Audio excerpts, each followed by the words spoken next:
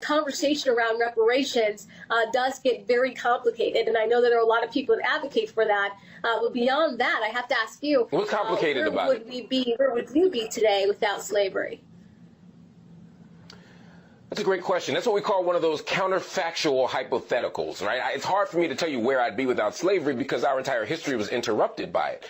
But black people, or African people more importantly, had empires. We had civilizations. We had governments. We had order. We had laws. Were we perfect? No society, no civilization is perfect. But the question, where will we be without slavery, would imply or suggest to people that somehow we have benefited from the enterprise of slavery, or that somehow in the aftermath of slavery we're better off than we otherwise would have been. And there's absolutely no evidence to believe that African people were better after interacting with enslavers, after interacting with the European colonists. There's no evidence of that. So I don't know where we'd be without slavery, but I'm certainly sure it's better than where we would otherwise be. Yeah, see, and I would counter that personally with what we see on the continent of Africa today. I mean, honestly, you talked about some people having, some of the kingdoms and being on the hierarchy in Africa and different countries in Africa, and sure, but those weren't the people that were being sold into slavery. See, so it's like it's so hard to understand. But Kim, where in Africa? I want you to be a little more specific. Where in Africa can we point to and see any kind of problem, any kind of disruption that hasn't been touched or interrupted by Europe? You're kidding, right? Okay, so my family is from both. Name a country that hasn't been. You're saying Nigeria and Cameroon haven't been affected by Europe? That's your argument? There's many countries in Africa that did not have Europeans colonize it, and they're still down today. Look at the Congo, for one thing. We don't talk enough about the Congo and what they're dealing with, especially when it comes to China and everybody that is going into their country to extract cobalt and lithium and all these things that we want here in America to make us feel good with electric vehicles. So if we want to go down that road, we can go down that road, okay? But at the same time, not every country was invaded by Europeans that then put colonization on their culture and their people. That did not happen everywhere. But I can tell you right now in Cameroon, you have a situation where you have people running. Go ahead. Continue. Finish your thought. Right now. We have tribes in Cameroon right now that are trying to run from the military, run from the government, and it is black on black in Cameroon. This is what's happening across Africa. I'm not saying you being a slave from a family of slavery is great. I'm not saying it for myself either. But you can't sit here and say that your life would have been better without slavery, because we just don't know. We can look back onto the continent of Africa today, and we can say that there are a lot of places where people are leaving, seeking refuge to come here in America, because this is the land of opportunity. Kim Klacik is stuck on stupid. Apparently, Kim Klacik has never heard of the Berlin Conference of 1884 and 1885, where 14 European nations carved up Africa into colonies. Okay, Kim Klacik is stuck on stupid. Apparently, she's never heard of the Berlin Conference. And if we look at this article here, and we do all this in my classes, we get deep into this information. This is from thought.co.com. The Berlin Conference to divide Africa. The colonization of the continent by European powers. You have 14 European nations that met in Berlin, Germany, to carve up Africa into colonies. The Berlin, quote, the Berlin Conference was Africa doing in more ways than one. The colonial powers superimposed their domains on the African continent. By independence returned to Africa in 1950, the realm had acquired a legacy of political fragmentation that could neither be eliminated nor made to operate satisfactorily, end quote. So the purpose of the Berlin Conference, it was at the Portugal. German Chancellor Otto von Bismarck called together major Western powers of the world to negotiate questions and end confusion over the control of Africa. There was only two countries that weren't colonized during this colonial period. Ethiopia, and Italy tried to invade Ethiopia, actually twice, because at the Battle of Adwa, March 1896, the Ethiopians defeat Haile Selassie. Menelik II, Emperor Menelik II, 1896. They defeat the Ethiopians, beat the hell out of the Italians. They defeat the Italians. They beat the Italians so badly that the Italians lied to the rest of the world and told the rest of the world that the Ethiopians were white, because they didn't want the world to know that they got their behinds kicked by black Africans. Okay. If you look at blackpast.org, Battle of Adwa, and I don't have time to make this a long history lesson. But if we look at blackpast.org, look at this entry here for the Battle of Adwa, March 1st, 1896. A second here. Okay, let's look at this quickly here, because then I have to get out of here.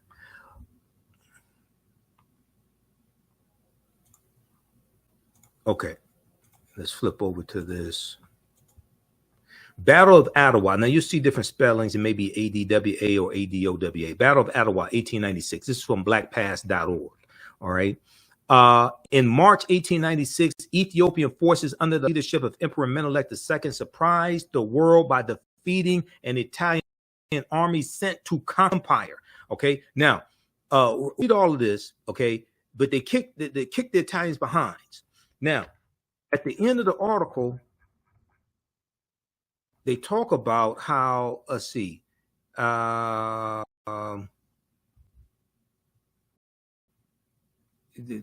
Ethiopian victory secured independence until Italian dictator Benito Mussolini attempted to conquer the nation when he invaded in 1935. Okay, and this is leading up to World War II. Ethiopia initially resisted the Italians alone, except with the help of anti-fascist volunteers from the United States and other nations. The Battle of Adwa. Hold on, where's this part I'm looking for? Oh, right here. Okay. Victory at Adwa sealed the unification of Ethiopia and solidified Emperor Menelik II's claim to the title of emperor. Europeans and European Americans interpreted the story of Adwa in different ways. For some, it was an opportunity to discredit Italy militarily.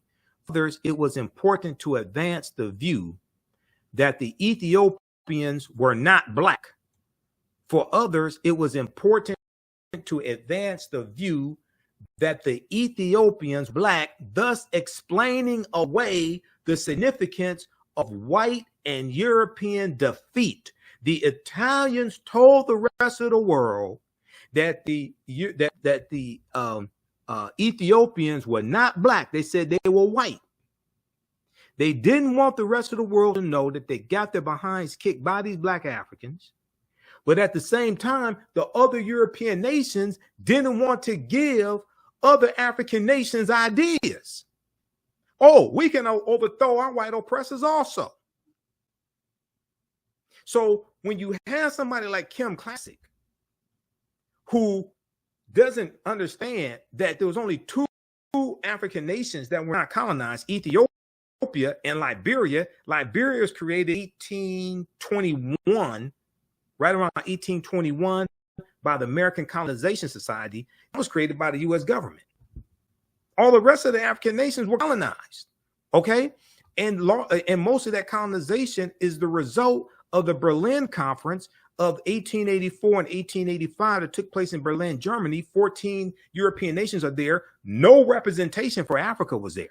1884, at the request of Portugal, German Chancellor Otto von Bismarck called together the major Western powers of the world to negotiate questions and end confusion over the control of Africa, because Europeans have been killing each other for hundreds of years over different territories in Africa and the natural resources. So they came together, basically said, look, we don't have to keep killing ourselves over this, over Africa. Africa is large enough for us to carve it up in the colonies and continue to rape it without having to kill each other.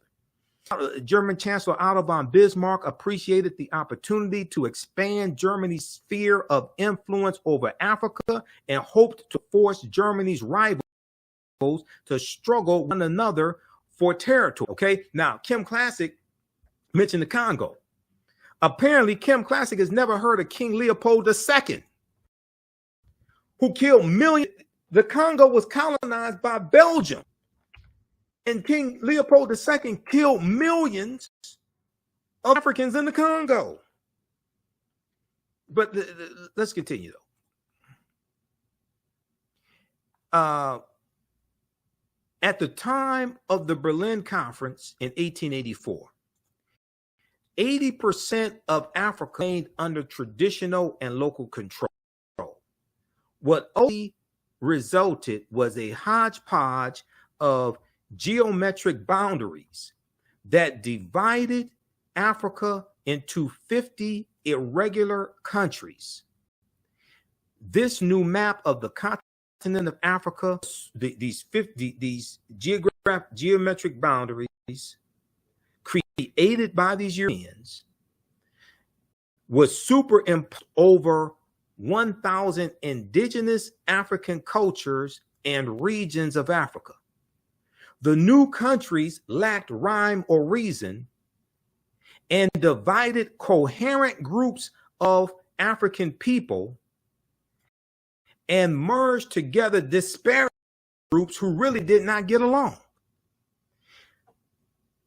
What we see in Africa today is largely a legacy of the colonialism, even though you did have the African liberation movements and the revolutions starting with Ghana in 1957, and it continues with different Africans. Most of them still have ties and are still controlled to various extents by their former colonizers.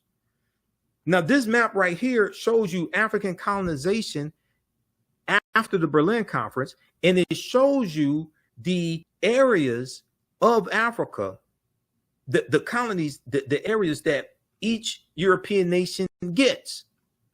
Okay, and of the 14 nations that were there, because France, Germany, Great Britain, and Portugal were the major players in the conference, controlling most of colonial Africa at the time. Now, Great Britain is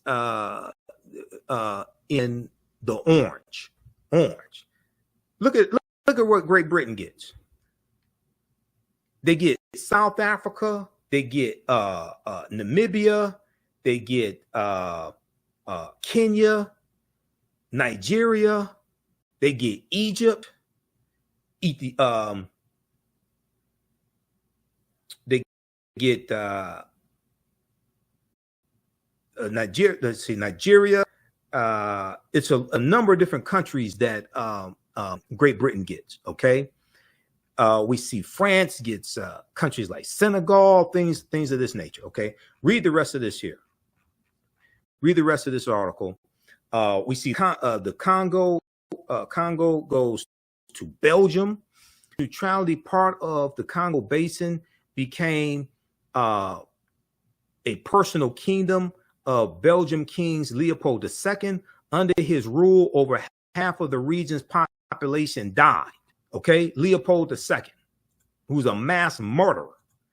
If we look at, let me see what I know. I have something on Leopold here. Just a second here. Black statue, black.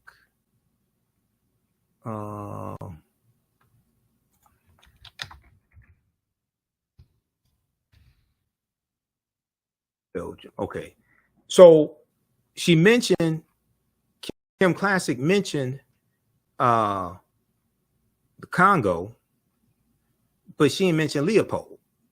Leopold II, Belgium wakes up to its bloodiest colonial past, June 13, 2020. Here's a statue of Leopold. Leopold II ruled Belgium from 1865 to 1909. Activists want this statue in Brussels removed due to his brutal regime in Congo Free State.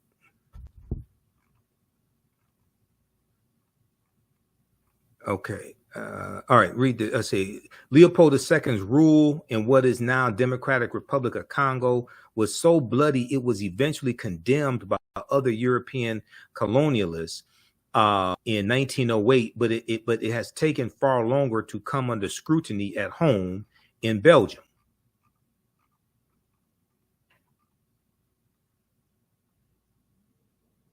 Last week, thousands in the country of 11 million joined solidarity protests about the killing of a U.S. black man named George Floyd in police custody.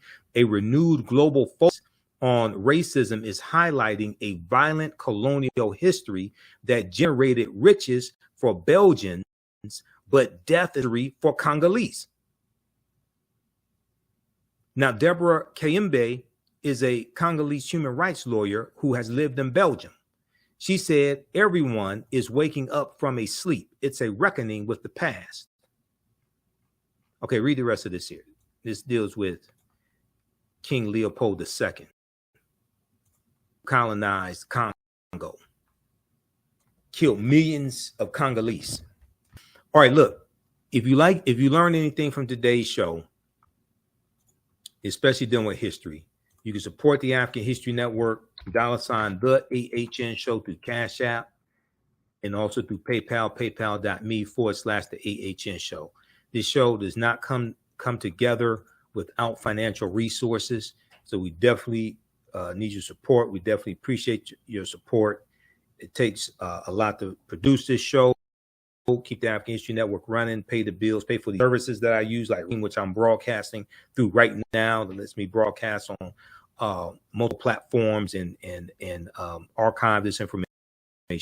$HN through Cash App. Right on the homepage of our website, we have our Cash App and PayPal information. When you scroll down below our classes, below the information on the online classes that I teach, and also register for my class on Saturdays.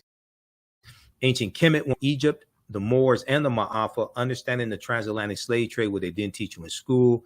If you missed the class we just did this past Saturday, as soon as you register, it's archived. You can watch it. We do the sessions live. All the sessions are archived and recorded.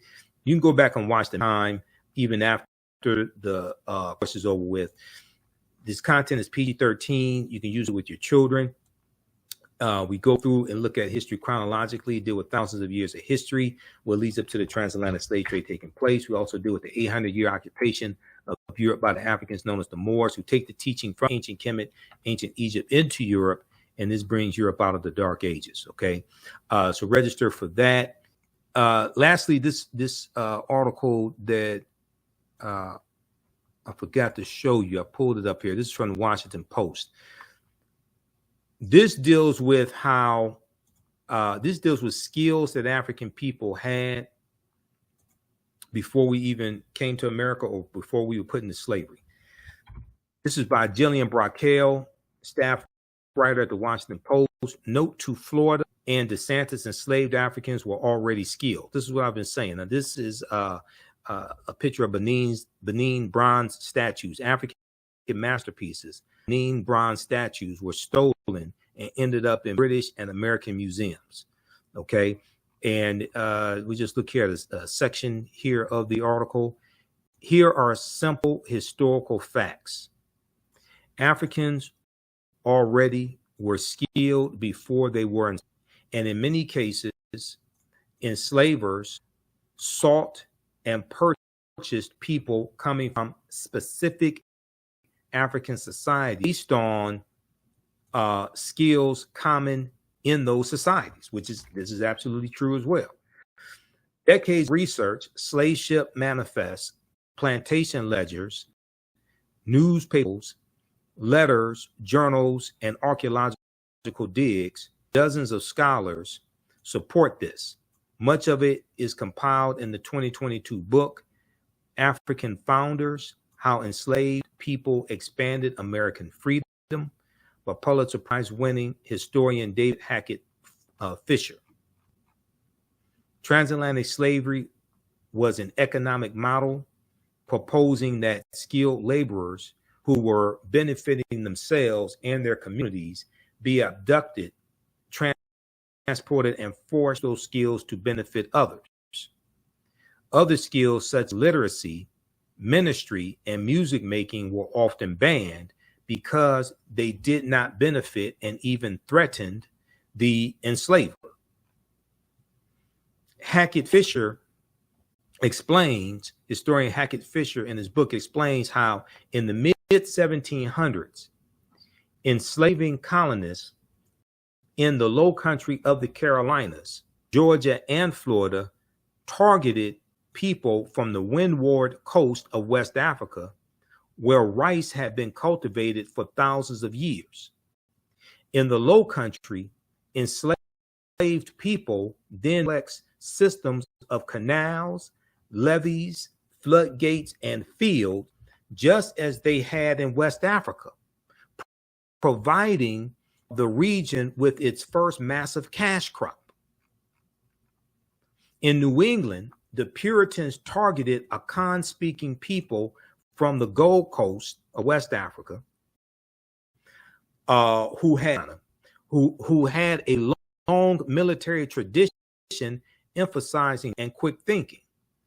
Also, an enslaved man named Onesimus taught Puritan leader Cotton Mather a technique for smallpox for inoculation, which was common in his African homeland. Okay, now we deal with this in my classes that I teach. Okay, Onesimus is the one who taught the Puritans how to inoculate themselves from smallpox. There's an article from history.com, official website of the History Channel, that deals with this. We came from sophisticated civilizations. Okay, we didn't have to be into an apprenticeship program. This is why this nonsense coming from Dr. William Allen and Dr. Francis Presley Rice with the social studies standards out of Florida is stupid. History.com, how an enslaved African man in Boston helped save generations from smallpox. In the early 1700s, I'm not exactly sure how to pronounce his name, that was Onesimus, or I think it's Onesimus. He shared a revolutionary way to prevent smallpox. Okay, now this is from April 8th, 2021. If you just scroll down here, let's see. Okay. But the smallpox epidemic of 1721 was different than any that came before it, as sickness swept through the city, killing hundreds in a time before modern medical treatment or a robust understanding of infectious disease. An enslaved African man known as Onesimus suggested a potential way to keep people from getting sick. Intrigued by Onesimus' idea, a brave doctor and an outspoken minister undertook a bold experiment to try to stop smallpox in its tracks. Okay, okay, let's see here. Smallpox, the first enslaved people. In 1706, an enslaved West African man was purchased for the prominent Puritan minister Cotton. Okay, the prominent Puritan minister Cotton Mather by his congregation. Cotton Mather gave him the name Onesimus after an enslaved man in the Bible whose name meant useful. Puritan minister Cotton Mather, who powerful figure in the Salem witch trials, believed that owners of enslaved people had a duty to convert enslaved people to Christianity. How nice of him. Well, we could say that's mighty white of you, but okay, whatever. So that owners of enslaved people had a duty to convert enslaved people to Christianity and educate them. But like other white men in his area, he also looked down on what he called the devilish rights of Africans and worried that enslaved people might openly rebel. He was right to worry that we may take up arms against our oppressors. He was right to be a little worried that we were kidnapped and enslaved and may not like it. Okay, read the rest of this article here. But this deals with Onesimus and how this African man saved all these white people. How an enslaved African man in Boston helped save generations from smallpox.com, official website of the History Channel. Okay, now let's go back to this from Jillian Brockel very quickly. Then I have to get out of here. All right. Chesapeake enslavers wanted people like the Crew people, KRU, specifically for their skill for boat building. Though Europeans were seditionists, slave traders marveled at the superiority and slave traders marveled at the superior stability and speed of West African canoes, some of which they said could hold 100. These boat designs were ideal for fishing, freight, and ferrying up and down the Chesapeake Bay. And later in Texas, enslavers wanted a subset of enslaved people in South Carolina descended from the Fulani, because they were already skilled herders, okay, the cattle, okay, herding cattle. The term boy likely originates from this South Carolina group. There's evidence the African tradition of singing herd at night influenced what became cowboy songs, according to Hackett Fisher. Now, the term cowboy, originally the term cowboy was a derogatory term that white men used for African-American cattlemen, cowhands, because white men were called cowhands or cattlemen. African-American men were called cowboys as a derogatory term for them. Okay, as you have the westward migration in this country, especially after slavery ends, westward migration going to the 1870s, things like this, 1870s, 1880s. You have the westward expansion. You have you go to 1849, the gold rush in California, 1849. California becomes a state in the Union in 1850. Okay, so all that period of time. And you have, just like 1879, the Black Exodus of 1879, we have 6,000 African Americans migrating from Louisiana out west to Kansas. This is an example of this. So cowboy was a derogatory term originally used against African Americans, but over time it became a general term. In a lot of these cowboy movies, historic African American cowboys got depicted as white people.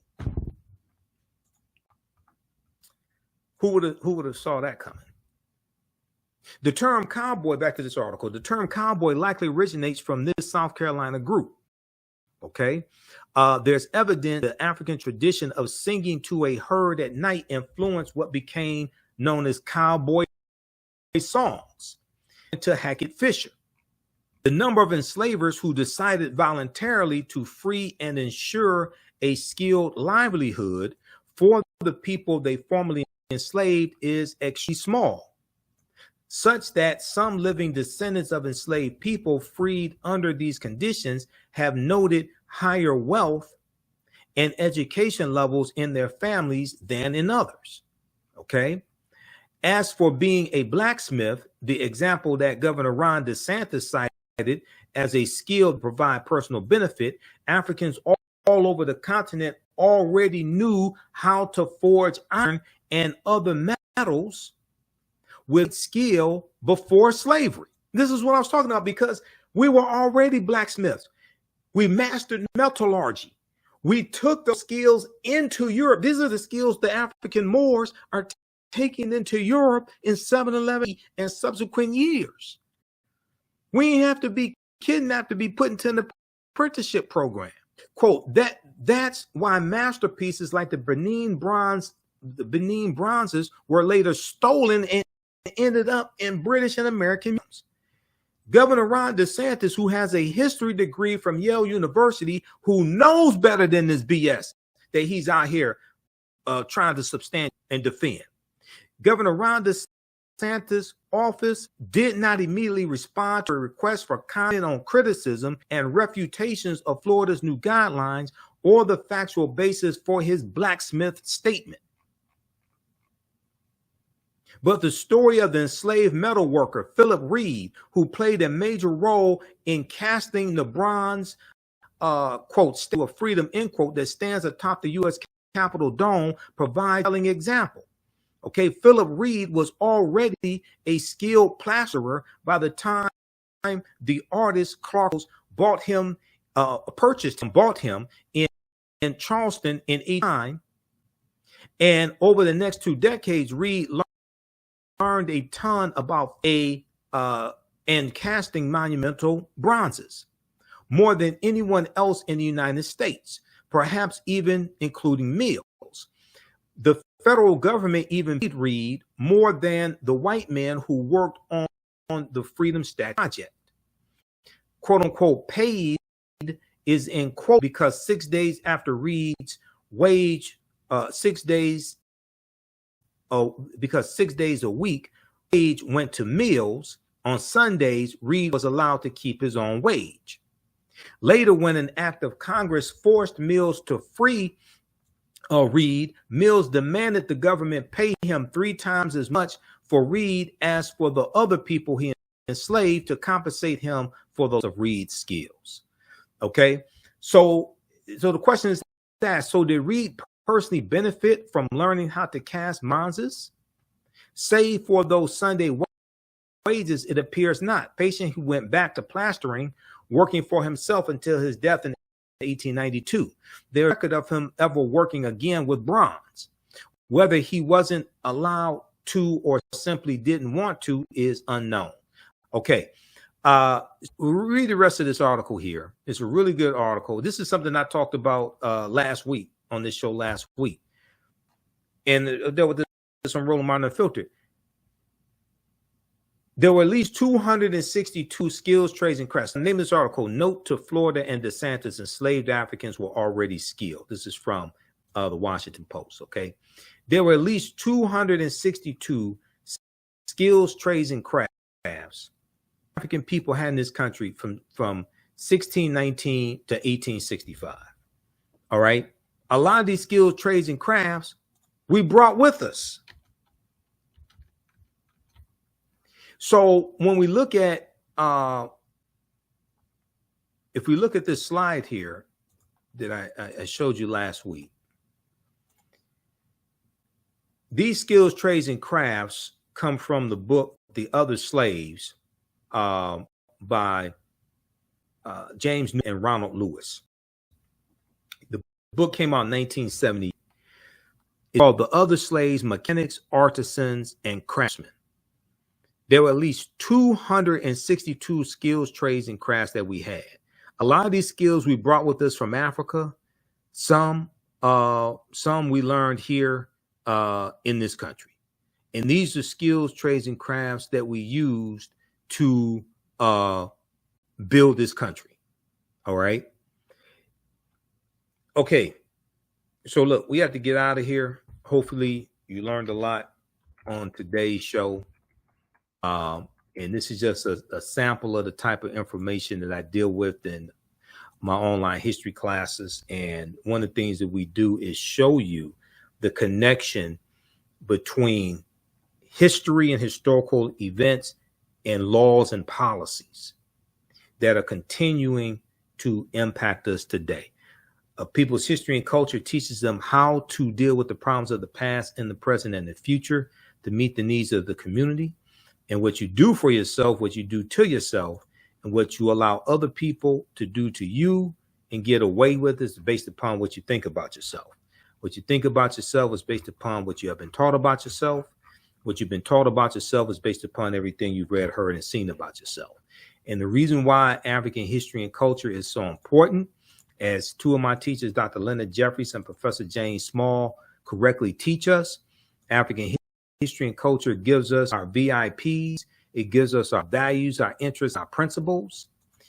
And this gives us our foundation. This gives us a cultural paradigm to see reality through. our values, our interests, and our principles. African history and culture gives us our self-esteem, our self-development, and our self-worth. This impacts our economic empowerment and how we engage in economics, like the cooperative system of cooperative economics, which are principles we brought with us from Africa as well. And this also impacts our political empowerment, how we engage in politics, and our understanding of politics. So we have to have a synthesis of all three of these, not just one of them. Okay. All right. So be sure to register for my online history classes. Visit our website, TheAfricanHistoryNetwork.com. Remember, right now it's correct wrong behavior is not over till we win. Wakanda forever. And we'll